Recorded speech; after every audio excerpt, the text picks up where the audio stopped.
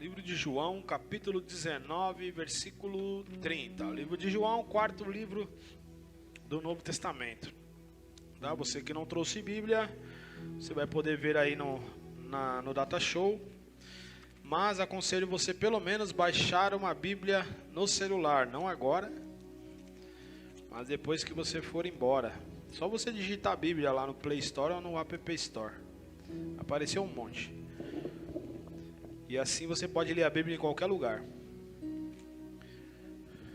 João 19, versículo 30. Antes de nós lermos juntos, eu gostaria de fazer algumas perguntas para você. A pergunta é: você concorda comigo que Jesus, ele caminhou entre nós, morreu, ressuscitou, para salvar aquele que estava perdido, curar aquele que estava doente, libertar o oprimido e nos dar uma vida em abundância? Você concorda comigo? Sim. Quando Jesus Cristo viveu entre nós, ele nos mostrou como o evangelho deve ser. Ele foi o protótipo, ele foi o primeiro dentre muitos. Então, se ele foi o primeiro, quer dizer que todos que vieram depois dele têm ele como modelo. E quando ele morreu e ressuscitou, ele salvou o que estava perdido. E eu gostaria que você prestasse atenção nesse termo, salvou, porque ele está no passado. Sim ou não? Salvou o que estava perdido. Ele curou o que estava doente. E ele libertou os que estavam oprimidos. Sejam oprimidos pelo diabo ou oprimidos por qualquer tipo de maldição. Então, o evangelho pleno, completo, ele traz tudo: salvação, cura e libertação. E a pergunta é: eu estou salvo, curado e liberto? Essa é a pergunta que nós temos que refletir hoje. Hoje nós vamos falar sobre o quê? Sobre a diferença entre crer intelectualmente, racionalmente, e crer com o coração. Crer racionalmente e crer com o coração. Nós vamos falar dessas duas diferenças. Para falar dessa diferença, eu vou ter que abordar alguns pontos. Mas, se Cristo morreu, ressuscitou, me salvou, me libertou e me curou, eu poderia ou não, vou fazer essa pergunta direcionada para você: você poderia ou não estar vivendo uma vida melhor? Sim ou não? Reflita sobre você e sua própria vida, tá? Se Cristo, ele morreu, ressuscitou, me salvou, me curou e me libertou, você poderia estar vivendo uma vida melhor, sim ou não? E é sobre isso que nós vamos falar hoje. É algo simples, porém muito importante. Se você se fez essas perguntas essa semana ou em algum momento da sua vida: por que Cristo fez tudo por mim, mas eu não acesso?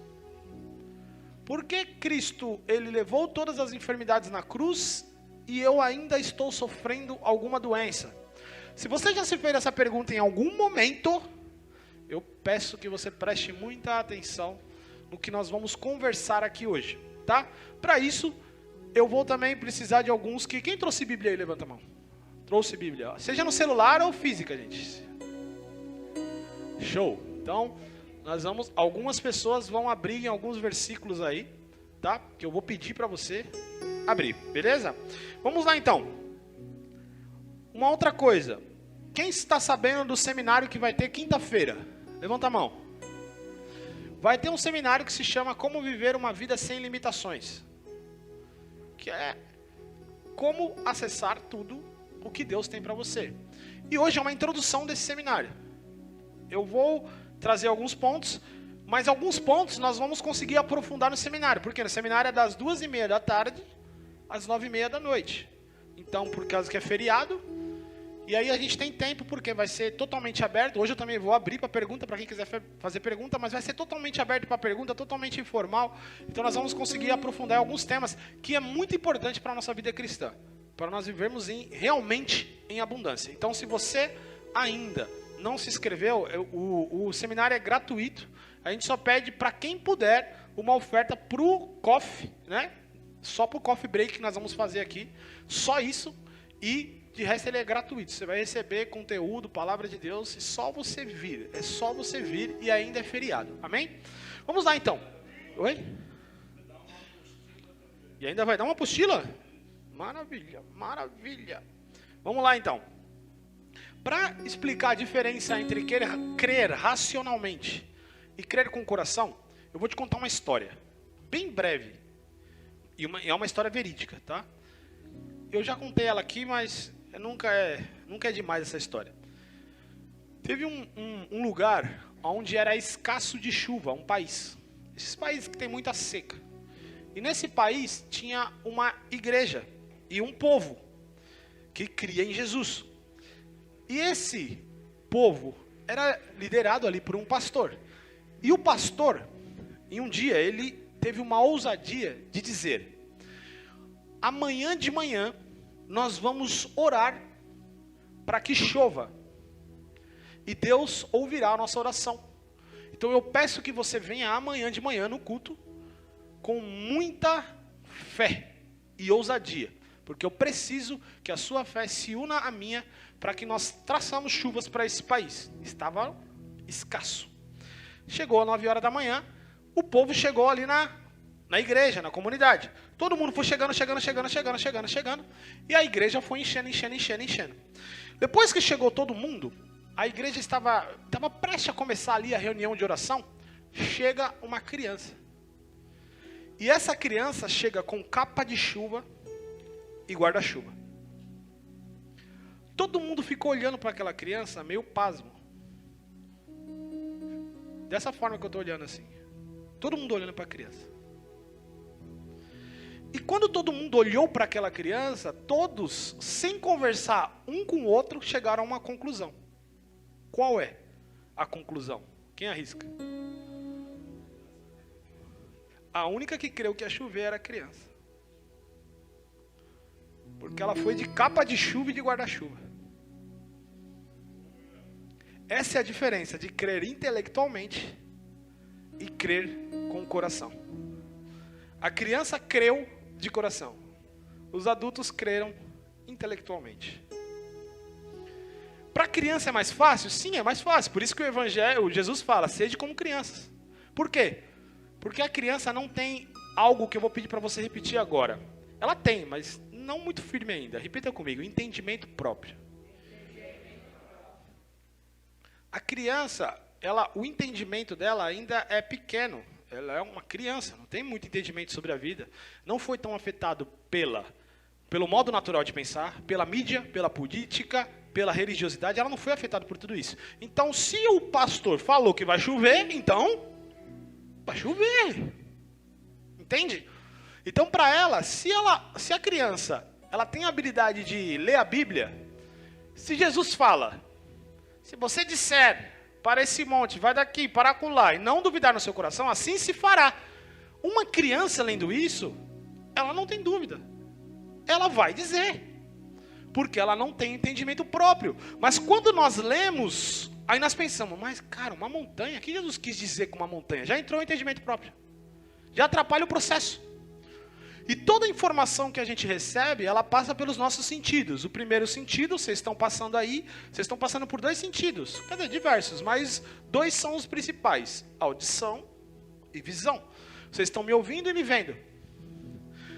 Isso passa para dentro de você, e ao passar para dentro de você, ela passa por um filtro que vai detectando.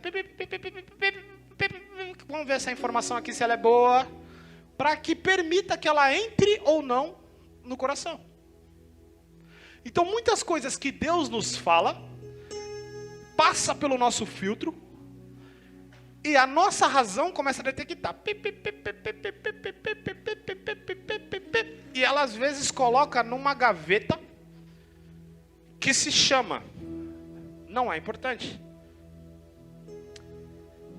Eu quero que você levante as suas 2 mãos assim. Quem pode? Imagine que você está dentro de você agora. Essa mão esquerda é uma gaveta e essa mão direita é uma outra gaveta que tem dentro de você. A mão esquerda é uma gaveta de é importante. Fala, é importante. Faz assim com a mão esquerda é importante? E a gaveta aqui, ó, não é importante. Toda vez que uma informação... Pode baixar, muito obrigado. Toda vez que uma informação passa e ela entra nos seus ouvidos, ela passa por um filtro e você mesmo coloca um rótulo. É importante ou não é importante? O seu cérebro, é o cérebro, ele exclui o que não é importante e ele retém o que é importante. E o que é importante fica passando por um processo para ver se é permitido ir para o coração. O coração é o centro da sua vida. Por isso que Salomão disse, guarde o seu, porque dele procede a sua. Jesus disse também, os maus pensamentos vêm do coração. O homicídio, o adultério, tudo isso vem do coração. E a ciência tem descoberto a cada vez mais que é realmente o coração. O coração não é um modo de falar que Jesus estava dizendo.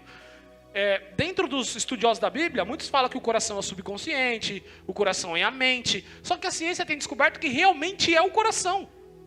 O coração tem a capacidade de pensar. E aí nós percebemos que Jesus estava certo desde o início. Para você ter ideia, tem uma série no Netflix que surgiu que eu falei, nossa, essa série fala literalmente sobre a importância do coração. Eu esqueci o nome, para os viciados em série aí me ajuda. É uma série que arranca um coração de uma mulher e coloca em outro, vocês lembram? Ninguém? Tá bom, o povo tá bom, tá assistindo série não, hein? É uma série espanhola, eu esqueci o nome da série, cara. Mas é uma série que saiu agora há pouco tempo. É uma série que eles tiram o coração de uma mulher e faz um transplante. Na verdade, o que acontece? Uma mulher, ela precisa de um transplante e ela é rica. E o marido dela é rico. E o marido dela chama a máfia, procura uma mulher que tem o mesmo perfil, manda matar essa mulher para pegar o órgão dela. E fazer o transplante, para ser compatível. Só que quando faz o transplante no coração dessa mulher, essa mulher se apaixona pelo marido que era da outra. Coração marcado. Muito obrigado. E ele foi pesquisar ali, né? Não é os caras já estão achando, é viciado em série. Não, ele foi pesquisar ali no Google. Então, essa série fala literalmente uma verdade, porque existe um livro, tem um livro que chama, inclusive nós fizemos uma conversa sobre esse livro que chama Coração. E nesse livro mostra casos científicos, provados, de pessoas que tiveram transplante de coração e mudaram totalmente sua vida por causa do transplante de coração.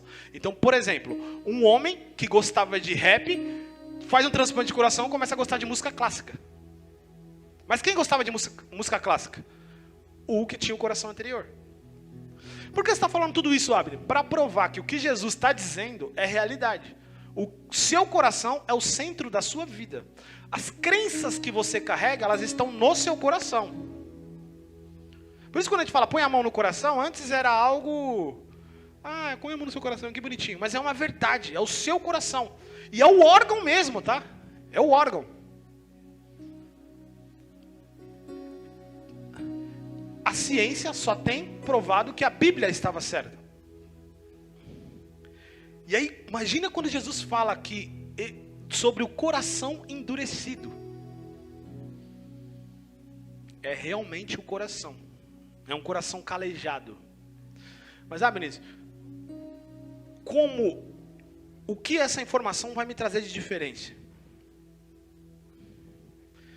Eu quero ler com você agora o texto que a gente abriu. João 19:30. João 19:30, Jesus disse, tendo-o provado, provou, e agora ele disse, está consumado. Com isso curvou a cabeça e entregou o seu espírito. O que o Jesus disse? Jesus disse, está consumado. Essa palavra aí, esse termo que Jesus disse, ele define tudo o que podemos viver dentro do Evangelho. E é isso que eu vou procurar explicar rapidamente, para a gente entender sobre se nós crermos com o coração nisso, a nossa vida vai mudar da água para o vinho. Para quem gosta de vinho. Para quem não gosta, da água para o refrigerante, qualquer coisa. A nossa vida vai mudar totalmente. Ó, eu vou explicar rapidamente para você. E para explicar, eu vou descer aqui. E se você tiver pergunta, faça. Porque fica até mais fácil para eu saber se o que eu estou falando, eu estou me fazendo claro ou estou me fazendo confuso. Quem está falando, a gente muitas vezes não sabe o que você está recebendo, tá? Então eu preciso da sua ajuda. Jesus, está consumado. Sabe o que quer dizer está consumado? Ele é um termo que era comum naquela época. Está consumado. Para nós hoje, a gente não fala isso no dia a dia. Está consumado. A gente não fala. Mas naquela época era normal falar está consumado. E eu vou te dar 3 exemplos de como era usado na época de Jesus. Primeiro exemplo. Um general, quando ele ia lutar com o seu exército, ele ficava em cima de uma colina, enquanto os soldados lutavam no chão. Por quê? Porque não existiam armas.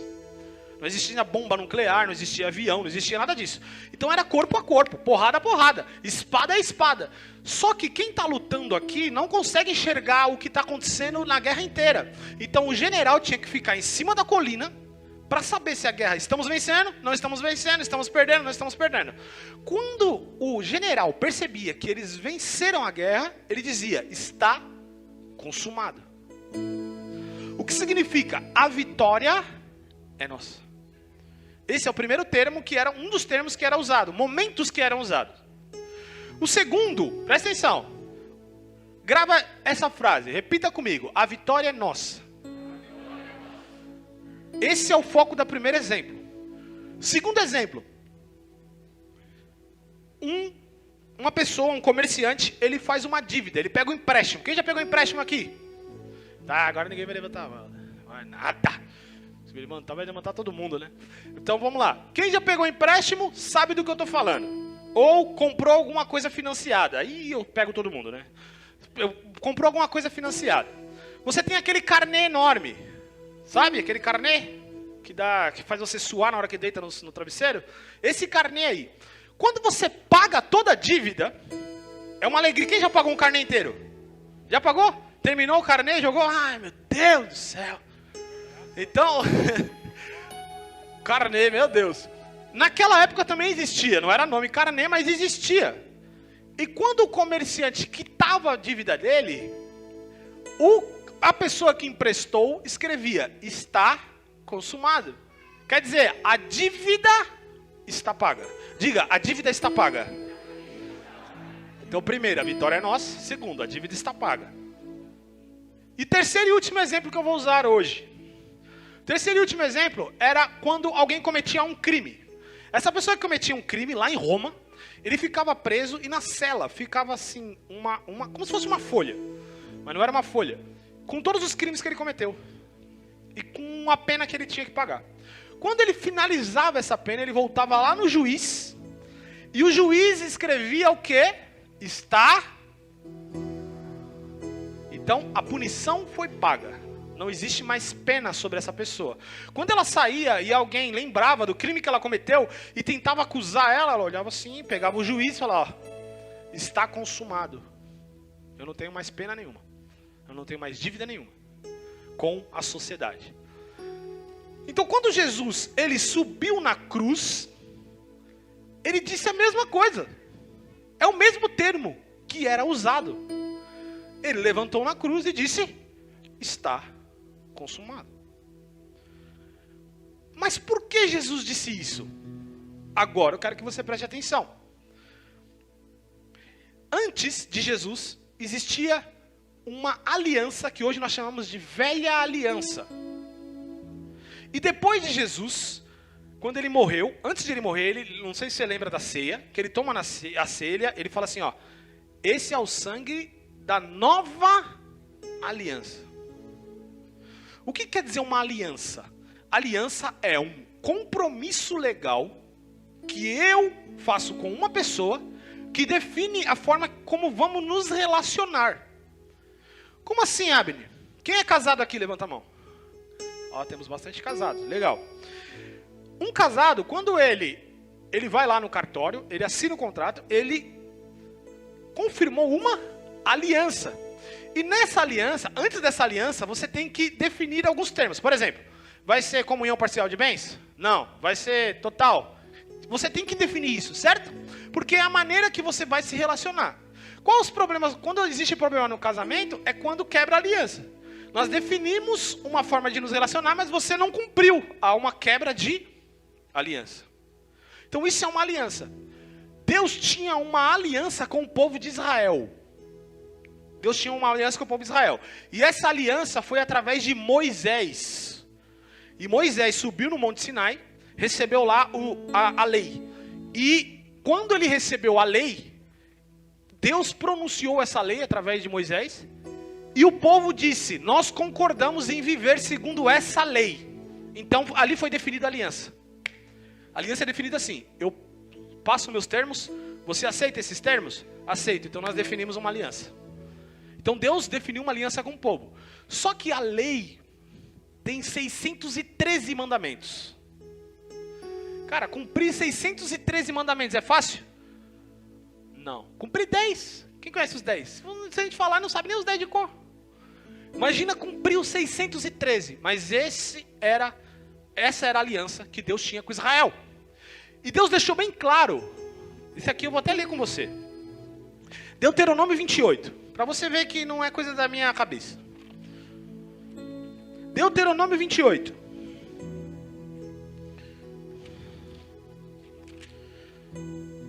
O tempo passa.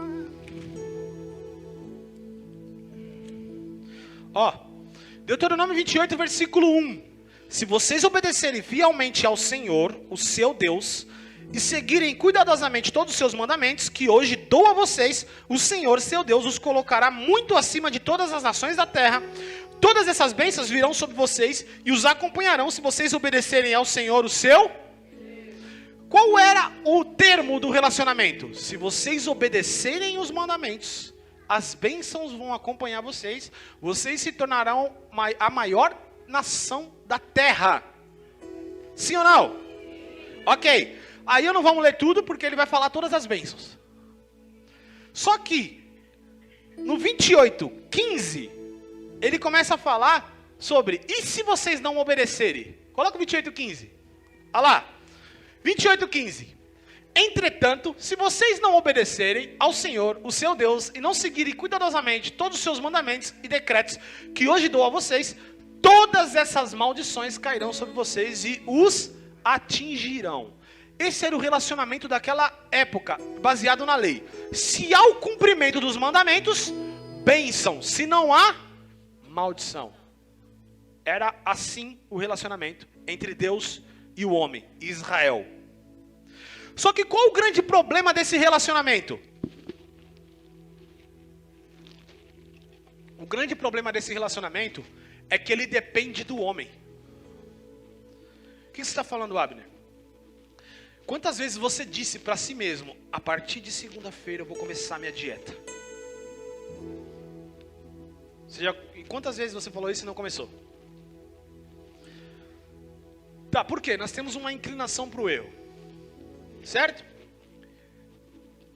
E eu vou tentar me colocar lá na velha aliança. Na velha aliança, entende uma coisa. Antes de Jesus, o Espírito Santo não vivia dentro das pessoas.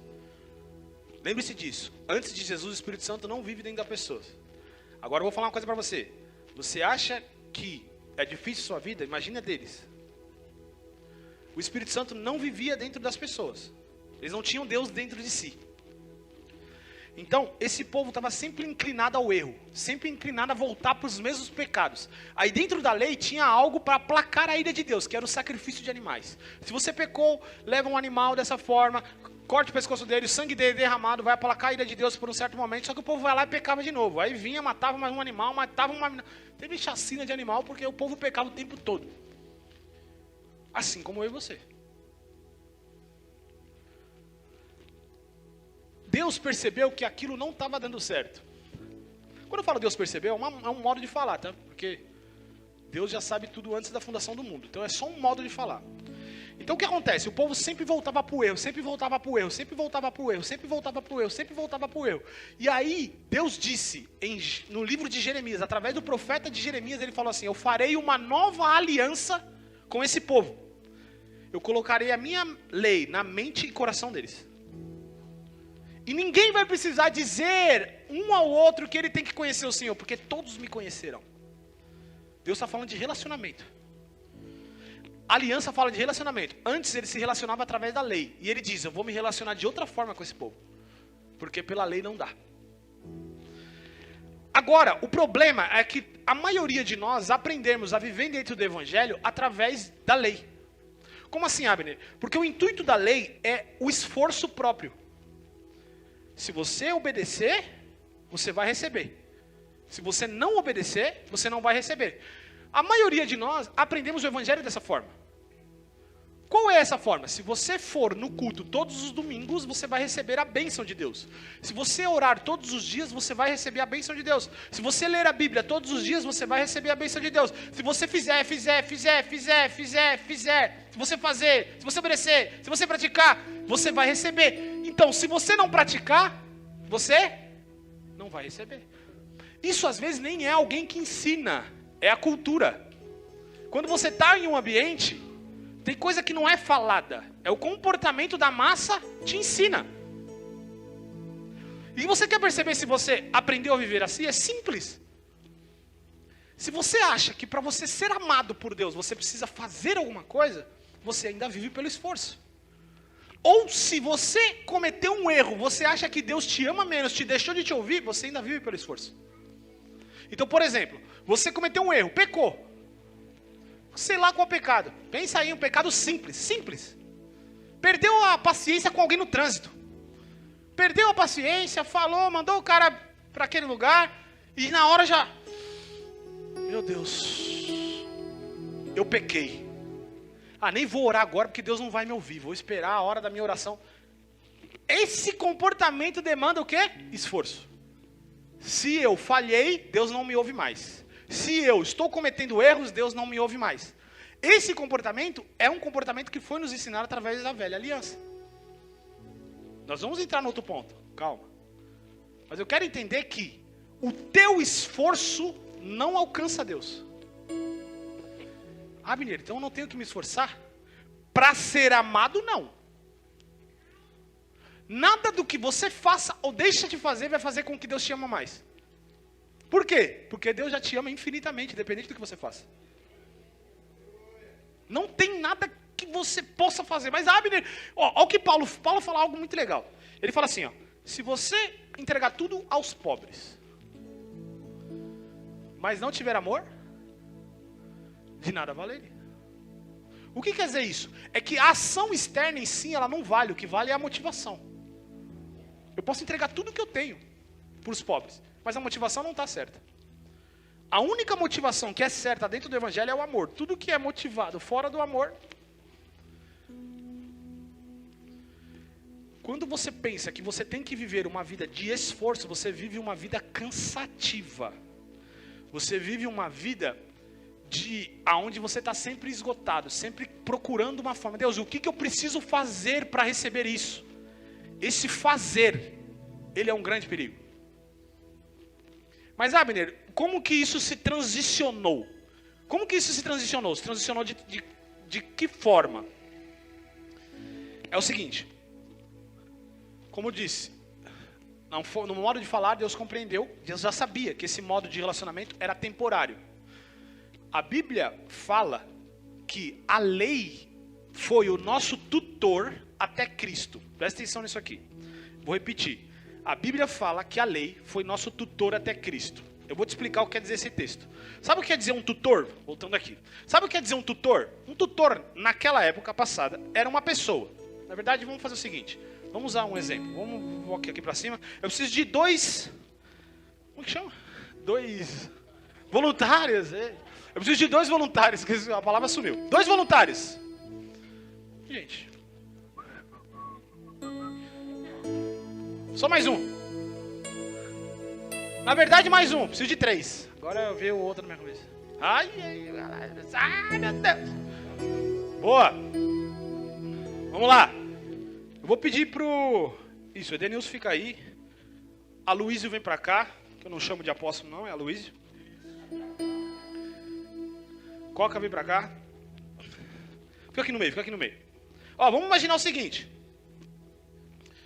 O Aloísio, mesmo que não pareça, é uma criança. Tá? O Aloísio é uma criança de 10 anos. Ok? E eu sou o pai do Aloysio. É pra mudar, né? Pra mudar, pra não ficar a realidade. O Coca, vem aqui, Coca. O Coca é um tutor.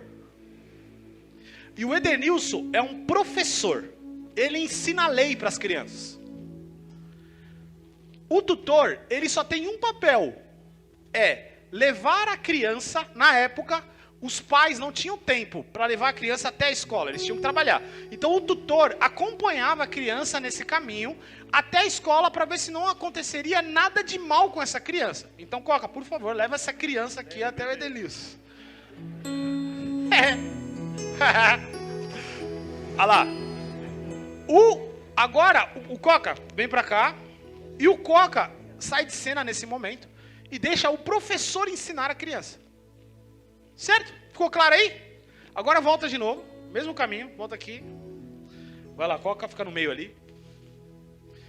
Agora, trazendo... O Paulo usou esse exemplo para falar o que era a lei. Então, se o Coca é o tutor... No exemplo que eu estou dando, o Coca é a lei. A Bíblia fala, a lei foi nosso tutor até Cristo. Tá. Então, o Coca vai da mesma forma, a lei, vai pegar a criança, que a criança aqui representa eu e você. E vai levar até quem? Vai lá. Até Cristo. Quando a lei entrega a pessoa a Cristo, a lei sai de cena. Então, a vida debaixo da lei não existe mais. Agora é a vida debaixo da obra que Cristo fez. Entendeu? Ficou claro aqui? Beleza, muito obrigado. Palmas aos voluntários, por favor. Vamos lá. Deus, ele precisava criar uma forma de se relacionar com o povo até que Cristo viesse. O Cristo veio na plenitude dos tempos, ou seja, não teve um tempo exato para ele vir, no plano de Deus, a gente não sabe o porquê. Mas antes disso, Deus precisava criar uma forma de se relacionar com aquele povo, porque aquele povo não sabia mais o que era certo e errado. Então ele incluiu uma lei. Só que a lei só apontava para Cristo. A lei não era o objetivo final. O objetivo final era Cristo. Quando Cristo veio à terra, ele cumpriu toda a lei. Diga, cumpriu toda a lei. Ele foi o único que conseguiu cumprir os 613 mandamentos. Sem quebrar nenhum. E quando ele cumpriu todo esse mandamento, ele subiu à cruz. E na cruz ele disse, está mais alto. Está. O que quer dizer estar consumado? Quer dizer estar concluído e nada pode ser acrescentado. Fala comigo. Está concluído e nada pode ser acrescentado. Isso é poderoso. Por quê? Porque eu vou mostrar agora alguns comportamentos como eles vão contra essa frase. Por exemplo, se você pensa que por você orar e ler a Bíblia todos os dias. Vou recapitular aqui porque eu falei errado. Se você pensa que você precisa orar e ler a Bíblia todo dia para Deus te amar, você está acrescentando ou não alguma coisa? Tá. Então, o estar consumado para de existir. Porque o estar consumado quer dizer concluiu, você não pode acrescentar nada. O amor de Deus por você, ele é incondicional. Deus não impõe condição nenhuma para te amar. Ó, eu vou te amar se você ofertar, orar, ler a Bíblia, fazer o bem, dar comida aos pobres. Só assim eu vou te amar. Eu lembro que hoje eu estava ali na casa do meu pai, aí tinha um pastor ali pregando na TV. E ele estava falando algumas frases bem da velha aliança, né? Até que eu cheguei pro meu pai e falei assim, mano, não dá para ouvir mais isso aí não. Ele estava falando assim, ó, Deus só fala com o homem que está na posição. Ele está acrescentando ou não está acrescentando algo? Essas frases você tem que tomar cuidado, porque essa frase ela cria crença. Ah, então quer dizer que eu estou fora da posição. O que é fora da posição? Não dá para a gente entrar nesse ponto agora, a gente entra no seminário. Mas tudo que você acrescentar algo, você está indo contra o está consumado. Porque o está consumado é está concluído. Aí, vamos por alguns textos bíblicos então. Paulo fala o seguinte: a salvação é por meio da graça. É para fé também, tá? Mas hoje esse versículo agora é o da graça. Salvação é por meio da... Se você acrescentar algo não é mais...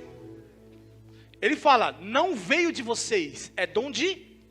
Para que ninguém se... Isso é muito poderoso, para que ninguém se glorie. Sabe por quê? Porque quando a gente pensa em fazer algo, por exemplo, cara, Deus me usa porque eu oro 6 horas por dia. O que eu estou fazendo? Me gloriando. Vida de esforço. Eu oro 6 horas por dia, por isso Deus me usa. Você está vendo que Paulo está quebrando este comportamento. Ele fala, nada vem de vocês, é dom de... No seminário a gente vai falar a diferença disso. Porque, como assim? Não dá para entrar hoje. Quer dizer que eu não preciso orar bastante tempo? Meu conselho é que você ore. Mas a motivação é outra. Não é mais a anterior. Mas não dá para aprofundar agora. Eu quero que você entenda essa vida. A vida pelo esforço é a vida debaixo da lei. A vida do evangelho é a vida que recebe. Diga, eu recebo.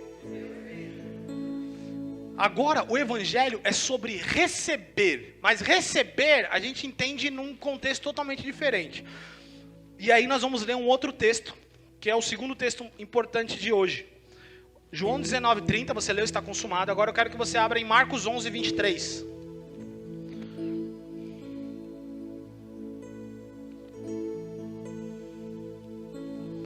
Marcos 11:23. Já está lá? Vamos lá comigo. Nós vamos ler o 23 e 24, tá? É o seguinte, ó. Eu asseguro que, se alguém disser a este monte, levante-se e atire-se no mar, e não duvidar em seu, mas crer que acontecerá o que diz, assim lhe será feito.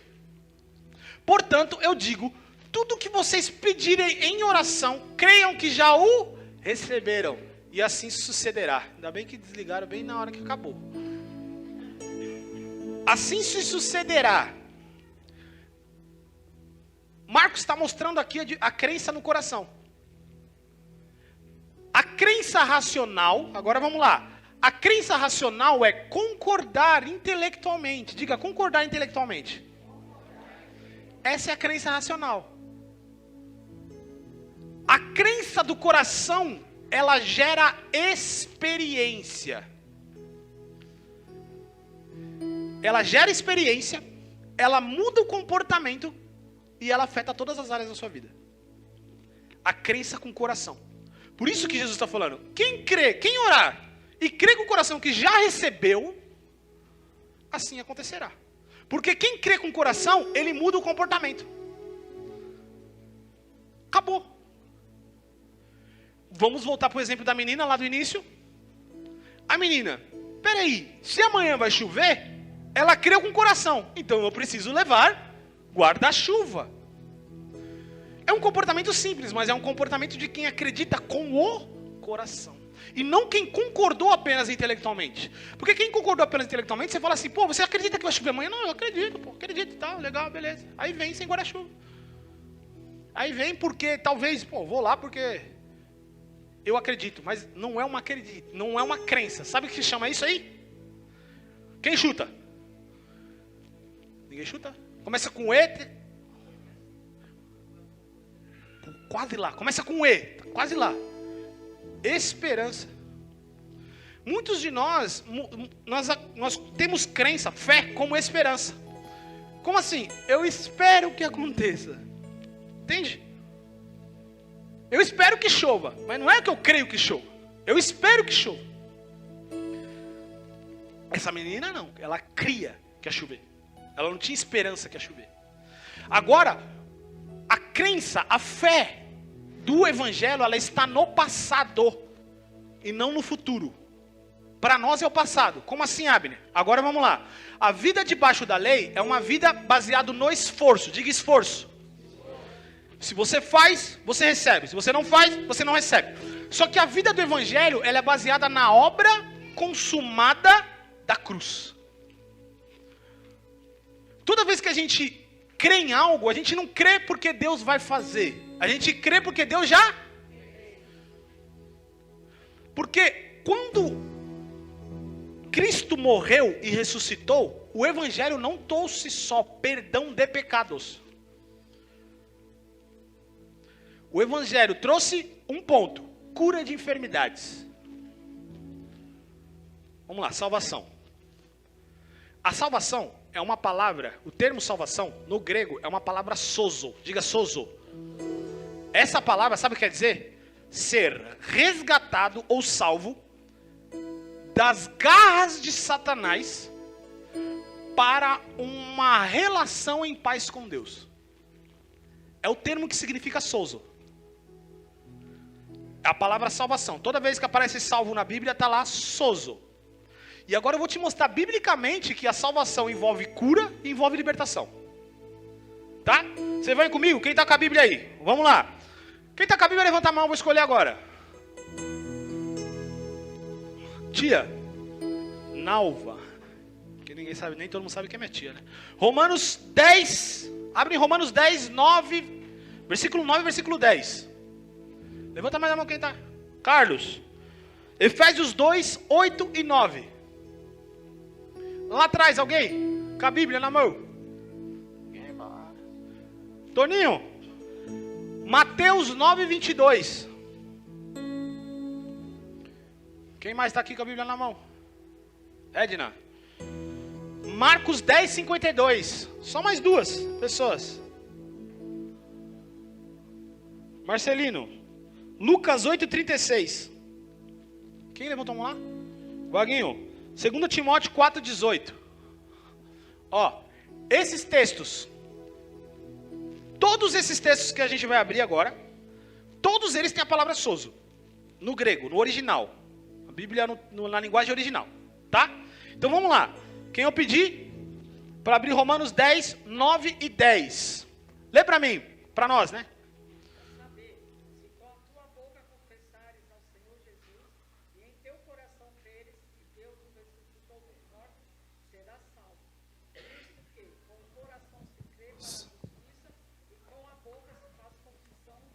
Salvação. Show, muito obrigado. Ó, se você confessar com a boca e crer com o coração, você será?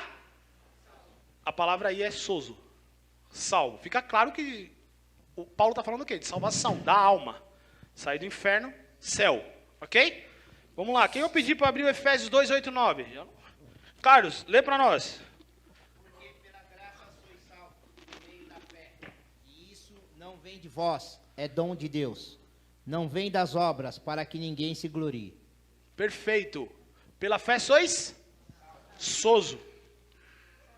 Palavra. Então, esses dois textos ficou claro que é salvação da alma.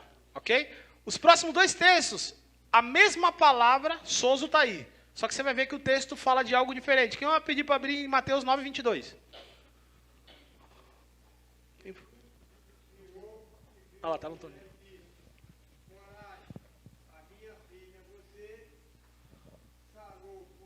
Teve fé, e naquele momento a mulher ficou curada.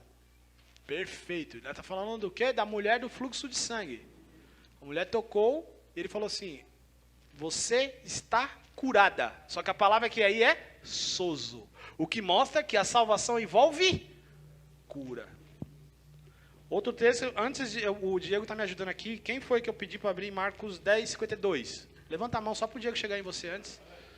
Aqui para a gente, todo mundo ouvir.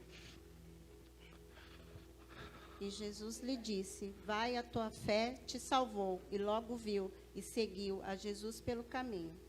Perfeito. Esse texto, vai, a tua fé te salvou, é do leproso. Que Jesus cura 10 leprosos e só um volta. Ele falou: vai que a tua fé te salvou. Então ele curou a lepra do homem. O homem não pediu para perdoar os pecados. Ele curou a lepra e ele disse: você foi salvo. Novamente, a mesma palavra para definir tanto salvação quanto cura de enfermidades. E agora os últimos dois textos foi quem? Levanta a mão. Marcelino, vai lá, microfone. Lê para nós, Marcelino. Lucas 8, 36. E os que tinham visto contaram-lhe também com foram salvos aqueles endemoniados. Perfeito. Foram salvos quem? Os endemoniados, que envolve libertação de qualquer opressão maligna, demoníaca. E agora, a última com o Vaguinho, 2 Timóteo 4,18. E o Senhor me livrará de toda a má obra e guardar-me-á para o seu reino celestial, a quem seja a glória para todos sempre. Amém. Amém. E aí Timóteo está falando, o Senhor me livrará de toda má obra, ou em algum outro texto, opressão. Qualquer coisa, o que? Libertação. Então, tanto o sozo envolve salvação, cura, tanto de enfermidade física quanto emocional, e libertação. Agora, toda vez que você precisa de cura, de libertação, ou você precisa de salvação, você olha para o futuro ou você olha para o passado? Para onde você tem que olhar? Eu preciso de cura. Vem uma gripe sobre o meu corpo. Você deve olhar para frente, Deus vai fazer? Ou você deve olhar para o passado? Ele já fez. Aí você vai ver um exemplo bem claro. Ó, quando uma pessoa ela desce aqui para receber Jesus como o Senhor e Salvador da vida dela. Todo mundo fez isso? Sei. Quando uma pessoa está aqui para receber Jesus como Senhor e Salvador da vida dela, na hora que ela levanta a mão e crê, ela é salva, certo? Sim ou não? Agora, Jesus morreu agora? Jesus morreu quando? Há 2000 anos atrás. Se Jesus morreu há 2000 anos atrás, por que ela só foi salva agora? Porque agora ela creu. Ela creu, então quando você crê, você se apropria. Então quando você tem uma enfermidade no seu corpo, você é curado quando você crê que essa enfermidade, Deus vai fazer algo, ou quando você crê que Ele já fez. A obra da cruz levou todas as nossas enfermidades. Mas, Abner, por que é tão desafiador ser curado e não é tão desafiador ser salvo? Sabe por quê? Porque ninguém nunca colocou impedimento para a salvação. Mas diversos teólogos colocaram impedimento para ser curado. Para você ser curado, você precisa orar 3 semanas, jejuar. Para você ser curado, você precisa... Não, a cura não existe mais. A cura era para a época dos apóstolos. E quantas teorias existiram para impedir o povo de ser? Você não foi curado porque você está em pecado. Você não foi curado porque você não tem fé. Então as pessoas criaram um impedimento para a cura, mas ninguém criou um impedimento. Você precisa, alguém falou assim, para ser salvo é só crer. Todo mundo acredita que ser salvo é só crer. Para isso, para nós, aceitar que alguém é salvo é simples, mas aceitar a minha cura envolve o meu entendimento próprio. Da mesma forma, a libertação. Então, para concluir, tudo o que nós precisamos para ter uma vida abundante, Cristo já fez. Tudo.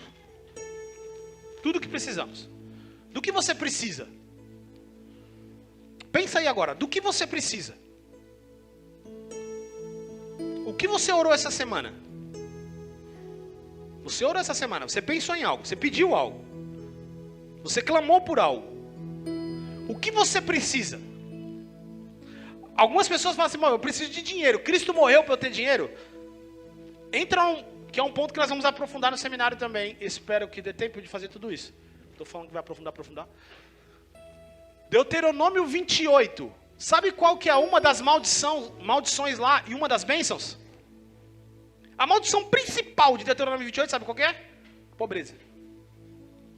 Sabe qual é a bênção principal para aquela nação? Prosperidade. Se vocês me obedecerem, o gado de vocês vai frutificar, o celeiro de vocês serão cheios. O que é isso? O que é isso? Prosperidade. Então, se vocês não me obedecerem, doença virão sobre vocês, pobreza, o gado de vocês vai morrer, o celeiro de vocês estarão vazios. O que é isso? Prosperidade, tá? Certo? Sim ou não? Então eu quero que você leia comigo Gálatas 3, versículo 13 e 14.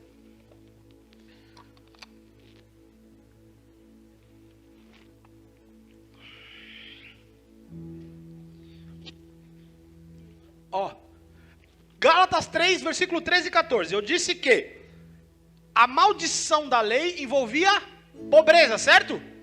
Agora vamos ver aqui, ó. Cristo nos redimiu da maldição da... Quando se tornou maldição em nosso... Pois está escrito, maldito todo aquele que for pendurado num... Pode passar. Isso para que em Cristo Jesus a bênção de Abraão chegasse também aos gentios, para que recebêssemos a promessa do Espírito mediante a fé. Toda maldição que a lei trazia por eu não obedecer ou por eu quebrar, ela foi quebrada em Cristo. Cristo nos redimiu da maldição da lei. Então Cristo nos redimiu da pobreza também. Então a pobreza na minha vida eu não posso aceitar, porque o está consumado me promete prosperidade. Só que a prosperidade que eu estou falando aqui não é ter milhares de bênção material. Prosperidade, a prosperidade, resumindo a prosperidade de Deus, sabe qual que é? Ter provisão divina para cumprir um propósito divino. Tudo que tem a ver com o seu propósito, a provisão de Deus é prometida. Simples, eu preciso cumprir um propósito. Deus falou que eu vou viajar para o exterior, isso faz parte do teu propósito, então você tem que ter provisão. É direito seu. O está consumado trouxe isso. Mas, Abner, então por que eu não acesso? Porque você crê racionalmente. Você concorda intelectualmente. Ah, Abner, o que você falou está certo, legal. Mas crer com o coração envolve experiência. Envolve mudar o meu comportamento. Envolve eu me apropriar disso e trazer isso para a minha vida. Quando Daniel, ele olhou e viu que a nação estava presa, e que Deus tinha prometido algo, e que esse algo ainda não estava acontecendo, sabe o que Daniel fez? Ele falou assim, vou buscar a Deus, porque a nação ser liberta é um direito nosso. Ele não ficou lá, tá bom, legal, não foi liberto. Receber, sabe o que significa receber? Nesse texto aí de Marcos 11, 23, quer dizer agarrar com as mãos. Não é ficar esperando.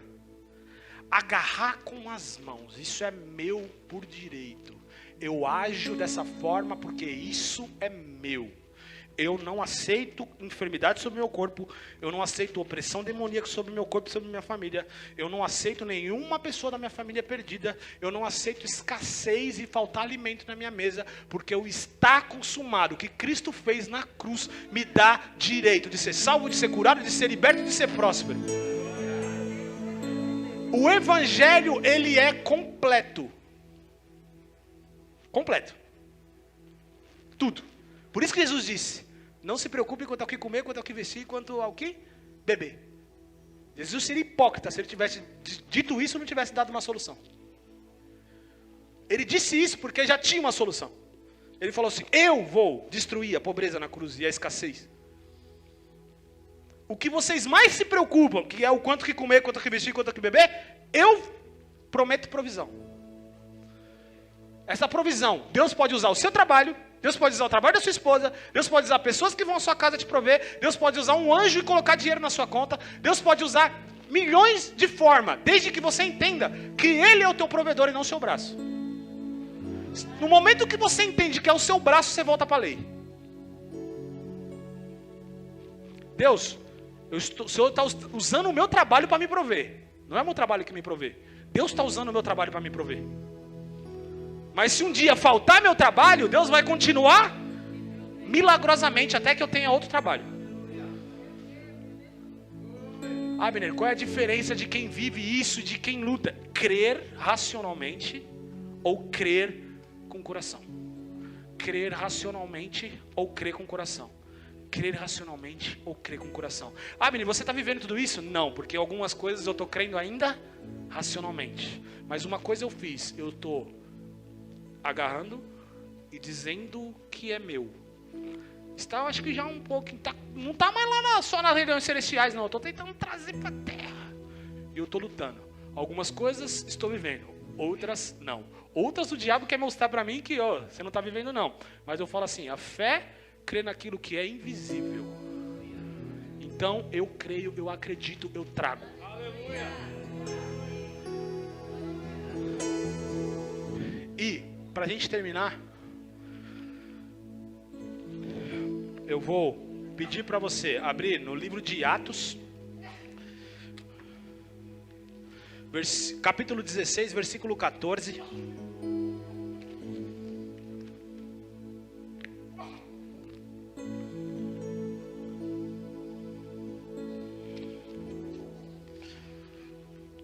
Atos capítulo 16, versículo 14.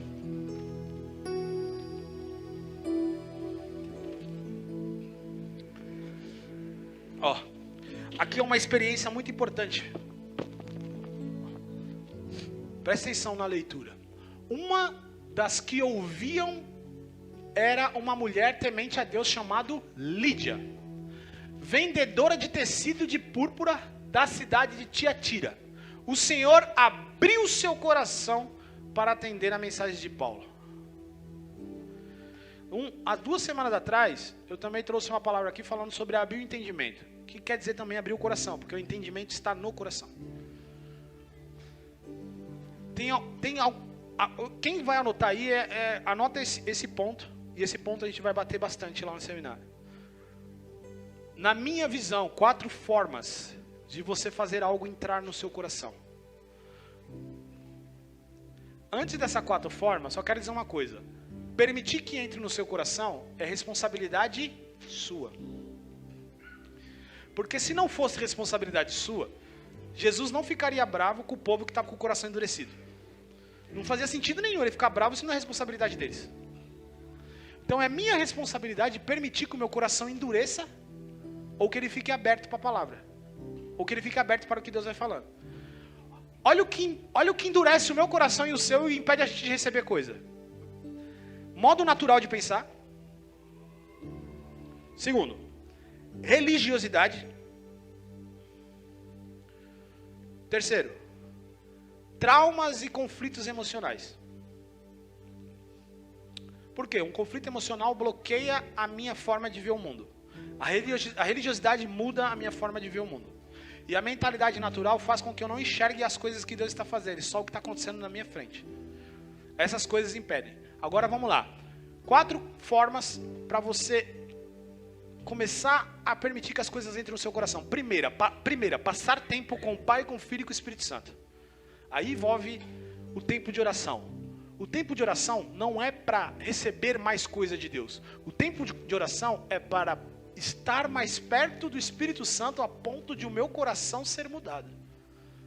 É o meu coração que faz com que eu acesse ou com que eu não acesse. O que o meu coração acredita, eu vou viver. O que o meu coração não acredita, eu não vou viver. Não tem mais a ver com Deus, Deus já fez.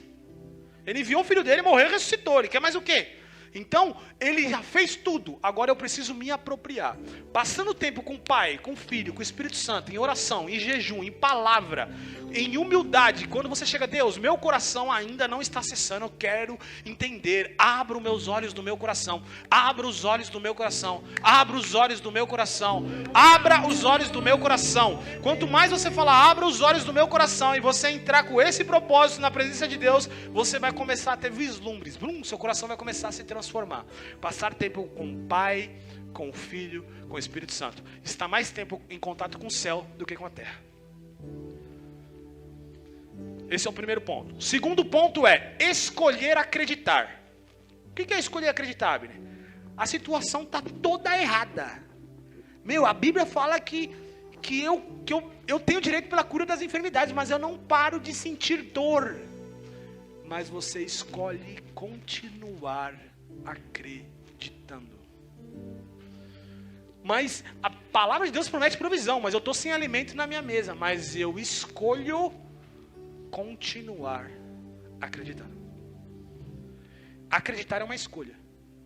Não tem a ver com sentimento. Uma das coisas da crença racional é chamado de assentimento mental, porque depende do sentimento. A nossa fé não depende de sentimento, depende do que Cristo fez. Mas a sua mesa está faltando, mas Cristo fez, Ele promete provisão. Se não tem alimento na minha mesa ainda, o meu coração está passando pelo processo de crer. Quando o meu coração crer totalmente, vai ter abundância de alimento na minha mesa, e Deus continuará me provendo.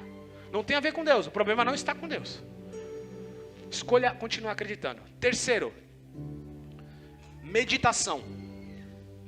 O que é meditação? Meditar nas verdades da palavra de Deus.